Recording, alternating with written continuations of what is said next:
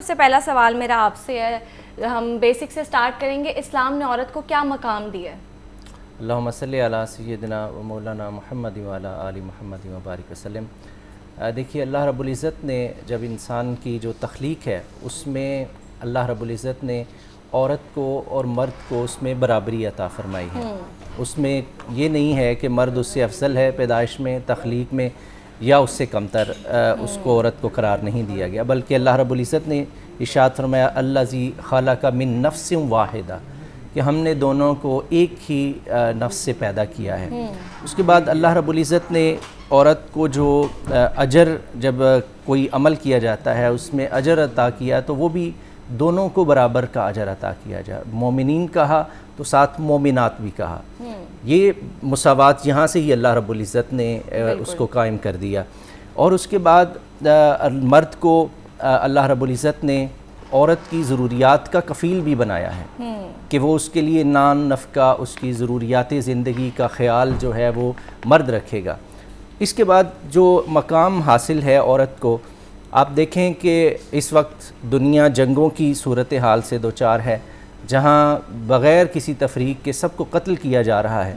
نبی کریم صلی اللہ علیہ وآلہ وسلم جب کسی علاقے کو فتح فرماتے تو وہاں ہدایت دی جاتی کہ آپ عورت پہ ہاتھ نہیں اٹھائیں گے، آپ عورتوں کو قتل نہیں کریں گے، بوڑھوں کو قتل نہیں کریں گے، بچوں کو قتل نہیں کریں گے.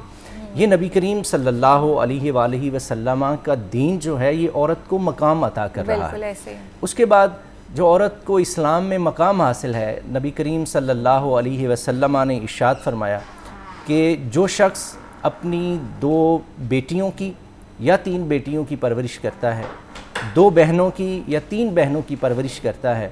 صحابہ کرام کہتے ہیں جب رسول اللہ صلی اللہ علیہ وآلہ وسلم نے یہ ارشاد فرمایا تو آپ نے اپنی ان دونوں انگلیوں کو اس طرح سے بلند کیا اور فرمایا کہ وہ شخص جنت میں میرے ساتھ ایسے ہوگا جیسے یہ 2 انگلیاں ساتھ ہیں. تو یہ ہم لوگ اور بیٹی کی پیدائش پر افسردہ ہوتے ہیں، افسوس کا اظہار کیا جاتا ہے، غم میں مبتلا ہوتے ہیں.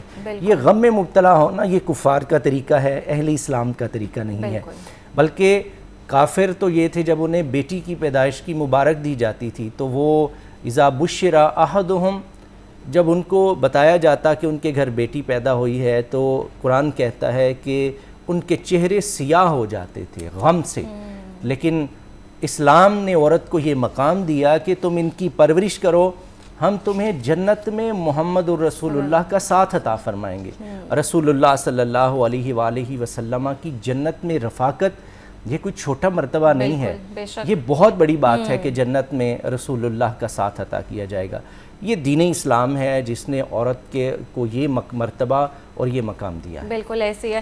اچھا ریحانہ، آپ سے میرا سوال ہے، جیسے کہ ڈاکٹر صاحب نے بتایا، مجھے لگتا ہے پرسنلی کہ جتنا فیمنسٹ ریلیجن اسلام ہے نا، جتنے رائٹس اس ریلیجن نے عورتوں کو دیے ہیں اتنا دنیا میں کوئی ریلیجن نہیں ہے. تو اس حوالے سے بتائیں، یہ 8 مارچ صرف ایک سوشل میڈیا کا ٹرینڈ ہے یا گراؤنڈ میں کچھ چینج ہو رہا ہے ابھی بھی؟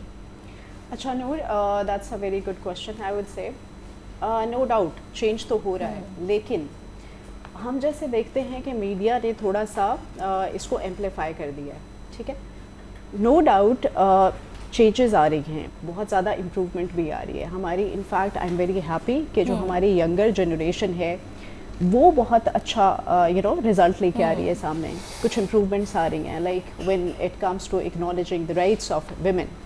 لائک جیسے ہم اگر دیکھیں جو ینگر لاٹ ہے اس میں جو لڑکے ہیں وہ ایکول ٹریٹ کر رہے ہوتے ہیں اپنی فیمیل جو کالیگس ہیں، یا ایون ان دا یونیورسٹیز جو ان کی کلاس میٹس ہیں ان کو مطلب ایز اے فرینڈ وہ لے رہے ہوتے ہیں. تو وہ ایک دقیانوسی سا نظام جو پہلے ہوا کرتا تھا وہ کافی چینج ہو گیا ہے، وچ از گریٹ. تو اسی سے میرے خیال سے معاشرہ جو ہے وہ پروان چڑھتا ہے، اور جب وہ دیکھتا ہے کہ نو ڈاؤٹ امپروومنٹ آ رہی ہے، لوگوں کی سوچ بدل رہی ہے، لوگ عورت کو ایکول اپرچونیٹیز فراہم کر رہے ہیں، تو اسی سے یہ چیز آگے بڑھتی ہے. تو جو آپ نے سوال کیا کہ 8 مارچ کے حوالے سے، تو نو ڈاؤٹ وہ ایک تھوڑا سا ایمپلیفائی تو ہو گئی چیز، لیکن اس کے ساتھ ساتھ آئی ایم گلیڈ کہ وہ چیز इम्प्लीमेंटेशन में भी आ रही है, अमली तौर पे भी वो चीज़ बदल रही है। वो लोग जो पहले थोड़ा सा इसको इन चीज़ों से डिसएग्री करते थे, अब वो उनके ख्यालात में भी इम्प्रूवमेंट आ रही है, वो थोड़ा सा अपने आप को मॉडिफाई करने लगे हैं, वो चेंज को एक्सेप्ट करने लगे हैं। तो आई गेस कि it's a good gesture. Yes yes. अच्छा डॉक्टर साहब ये बताएं, निकाह के हवाले से बात कर लेते हैं कि इस्लाम ने कैसे इसको औरत के हक़ में बेहतर फरमाया है, या जो औरत के वक़ार का ज़रिया इसको कैसे बनाया निकाह ने? देखिए, इस्लाम से कबल जो माहौल था वो ये था कि औरत को मिल्कियत समझा जाता था। तो इस्लाम एक ऐसा मज़हब है जिसने इस पुराने ख़याल को, ज़माना जाहिलियत की इस रस्म को, इस रिवाज को ख़त्म किया और उसको निकाह के साथ, और उसमें निकाह के अंदर आप देखिए कि औरत को हक़ माहर दिया जाता है और उसको मिल्कियत का हक़ भी अता किया गया। और इस्लाम देखिए 1400 साल पहले इस कदर सिविलाइज्ड इस मज़हब था कि बरतानिया के अंदर 1895 में औरतों को हकूक़ दिए गए, लेकिन वही हुकूक इस्लाम ने 1400 साल पहले औरत को अता कर दिए थे। तो उनमें से एक ये भी था कि मर्द की मिल्कियत में उसको जो है वो हिस्सा दिया जाए और उसकी इज़्ज़त वक़ार का लिहाज इस तरह से किया जाए कि वो मिल्कियत नहीं है बल्कि वो तुम्हारे घर की को संवारने वाली है। और इस्लाम में तो औरत को रब्बुल बैत कहा गया कि घर का खुदा कौन है, घर को रब उसको कहते हैं जो चीज़ों को संवारती है, जो आरास्ता किया जाता है। जैसे औरत अपने घर को संवार सकती है, मर्द उसको हरगिज़ नहीं संवार सकता। मैं हॉस्टल लाइफ मैंने गुजारी हुई है और मैं 13 साल तक वो काम किए हैं जो औरतें करती हैं, तो मैं जानता हूँ कि वो मैं काम अच्छे तरीके से नहीं कर सका। मेरी वालदा या फिर मिसेस जाती थी तो जिस तरह से घर को वो संवारती थी, मैं तो सारा दिन फारिग होने के बावजूद भी उनको नहीं संवार सकता था। अच्छा। तो ये अल्लाह रब्बुल इज़्ज़त ने औरत के हाथ में एक ऐसा हुस्न भी बख्शा है कि वो रब्बुल बैत हकीकतन है। देखिए, वो बच्चों की परवरिश करती है, बिल्कुल, वो खामंद को देखती है, वो सास ससुर, उसके अपने जो खामंद के बहन भाई हैं उनको देखती है, उनके रिश्तेदारों को भी देखना उसकी ज़िम्मेदारियों में शामिल है। तो ये निकाह ने इंसान औरत की इज़्ज़त में इजाफ़ा किया और उसको ज़माना जाहिलियत की उन रसूमात से पाक किया। अच्छा डॉक्टर साहब, निकाह के हवाले से बात करें तो हम आज अपने मुआशरे में देखते हैं, कहने को हम बहुत एडवांस हो गए हैं, लेकिन आज भी जब निकाह नामा आता है बेटियों के हाथ में तो उनको पढ़ने का मौका नहीं दिया जाता, बस उनको सामने रखा जाता है, साइन कर दिया और ये हकमैर है, ये डिसाइडेड है, ये कर दिया, और उसके बाद जो पेजेस है ना उनको काट दिया जाता है। तो ये क्या तरीका है? और अगर हम इस पर क्वेश्चन करें ना तो आगे से जवाब ये आता है कि उस ज़माने में तो ये पेजेस थे ही नहीं, ये शर्तें थी ही नहीं, बस ज़ुबानी निकाह होता था, कोई सिग्नेचर ऐसी चीज़ें नहीं होती थी, तो ये तो फजूलियात है, ये हमने बना दी है। लेकिन ये औरत का क्या कानूनी हक नहीं है कि वो पूरा निकाहनामा पढ़े, उसको फिल करे, अपनी शराइत रखे उसमें? जी जी बिल्कुल, औरत को ये हक हासिल है।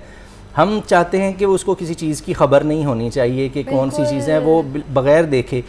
हमारा अक्सर हम जब निकाह के मौका पर पूछते हैं कि आपने हक माहर कितना रखा, तो कहते हैं जी 5000।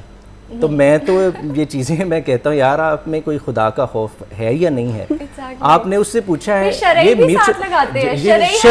10,000 जी लफ्ज़ इस्तेमाल करते हैं, शरई जो कि है ही नहीं। बिल्कुल आप सही कह रही हैं कि वो शरई हक में है ही नहीं। बिल्कुल। इस्लाम ने ये जो हक दिया है वो तकरीबन इस वक्त 3.5 लाख से ज़ायद बनता है। बिल्कुल ऐसे ही है। लेकिन हम क्या करते हैं, उसको 18,000 15,000 जो बहुत ज़्यादा दरिया दिली का मुजाहरा करते हैं, वो उसको 15,000 में बस फारिग कर देते हैं। तो ये औरत का हक है कि वो उसको देखे, उसको पढ़े और अपने हकूक़ से आशना हो जाए। जब उसको अपने हकूक़ का पता होगा तो ये एक हमारी माशरती ज़िम्मेदारी है कि औरतों को इस